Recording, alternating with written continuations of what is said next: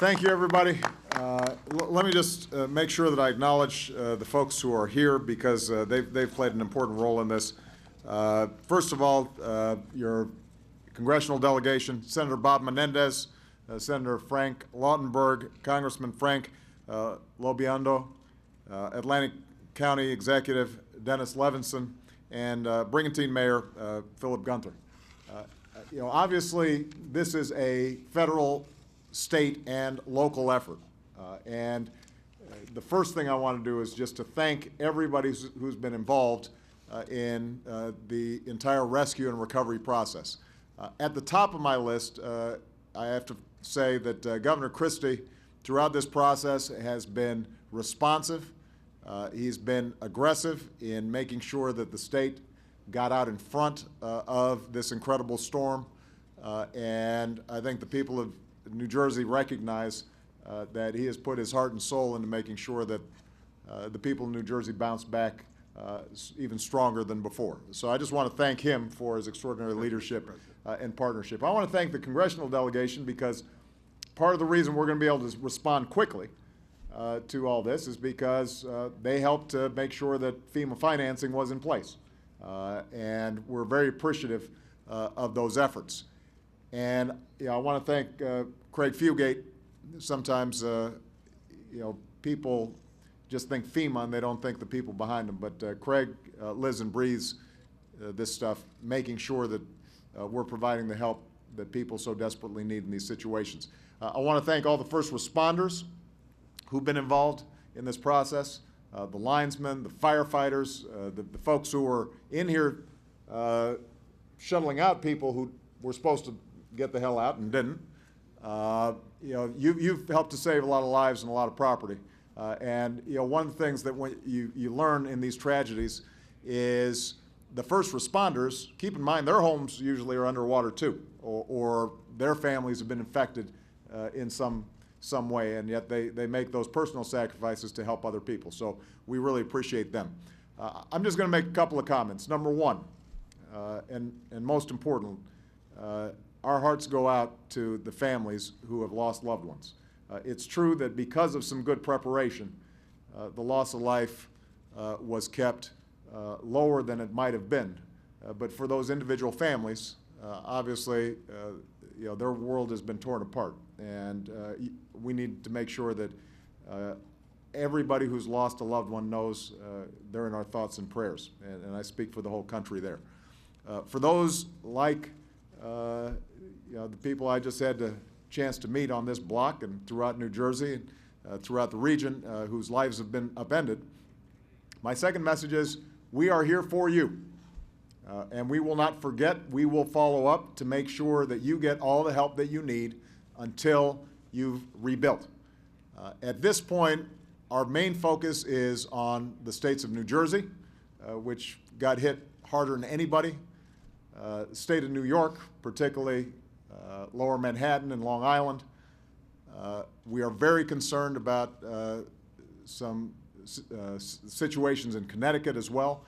And we're still monitoring West Virginia, where there are heavy snows in some inaccessible areas. But for the most part, those four states are really bearing the brunt of this incredible storm. What we've been able to do is to pre-position and stage commodities, water, power generators, ambulances in some cases, food, medical supplies, emergency supplies, and we have over 2,000 FEMA personnel that are on the ground right now. Their job, now that we're moving out of the search and rescue phase, is to make sure that they are going out and talking to individual communities so that people know exactly how they can get the help that they need. We expedited our emergency declarations for the state of New Jersey and local counties that have been affected. What that means is that people can immediately start registering for emergency assistance. And one of the things I want to emphasize to the people in New Jersey and throughout the region, now that you're safe, your family's safe, but you're trying to figure out where you're going to stay for the next couple of days, et cetera, it's very important that you know that there is help available to you right now, for example, to find rental housing or to be able to pay for some groceries. Over at the community center, we saw a young woman who had a newborn, or I guess probably an 8-month-old, still needs diapers and formula and is run out. Those are the kinds of basic supplies and help that we can provide. If you call 800-621-FEMA, 800-621-FEMA, or disasterassistance.gov. If you've got access to the internet, you can go to disasterassistance.gov. What that allows you to do is to register right now so that you can immediately start receiving help. You know, we want to make sure that you get everything that you need. Just a couple of final points. Obviously, our biggest priority right now is getting power turned back on. We were very pleased that Newark got power yesterday. Jersey City is getting power, we believe, today. But there are still big chunks of the community, including this community right here, that don't have power. And so it's hard enough cleaning up debris and dealing with boats that have been upended and you know, roads that are blocked.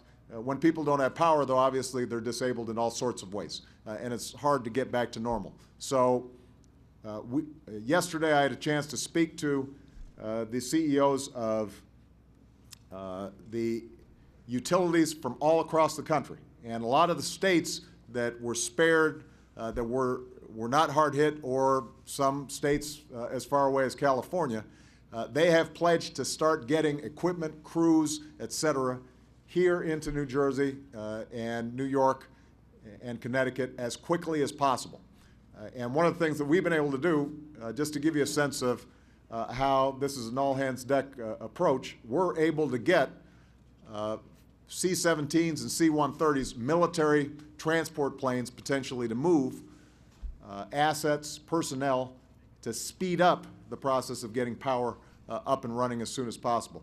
Our first priority is water filtration plants and some other critical infrastructure in the state. For that, we've got emergency generators.